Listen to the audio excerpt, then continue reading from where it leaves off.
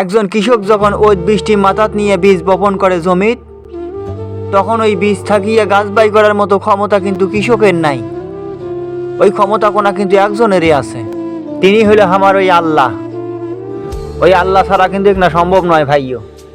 আল্লাহ যদি রহমত করি সেই বীজ থাকিয়ে গাছ বাই করি দেয়, তাহলে আমরা ফসল পাই, তাছাড়া কোনো দিন সম্ভব নয়। ওই আমার ঘরে ডাইনিং টেবিলত যখন নানান রকমের ফল সবজি আসে না, আমরা তো মনে করি ওগুলো বাজার থাকিয়ে আমরা কিনে নিয়ে আসছি, কিন্তু শুধুমাত্র বাজার থাকিয়া কিনে আনা কোনো ফল নয় ভাইও, ওগুলো আল্লাহ তালার পক্ষ থাকিয়া আমার ঘরের জন্য উপহার, যাক আমরা কইয়ে জেক।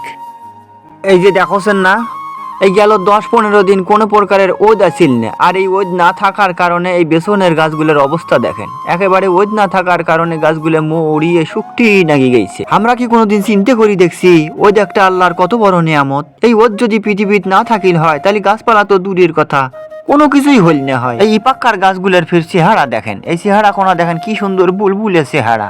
এগুলো মনে করেন যখন ওদ আসিল, ওই সেই ওদের সময় এগুলো করছিল, এটা ওদের সময় বোয়ার কারণে মনে করেন এগুলো ভালো হয়েছে।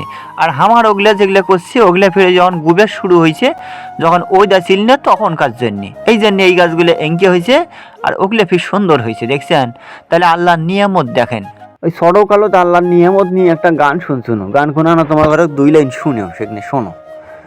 সাগরের জলকে কালি করে, গাছের পাতাকে খাতা করে, তোমার মহিমা লেখা শেষ হবে না, যদিও লিখি প্রভু জীবন ভরে।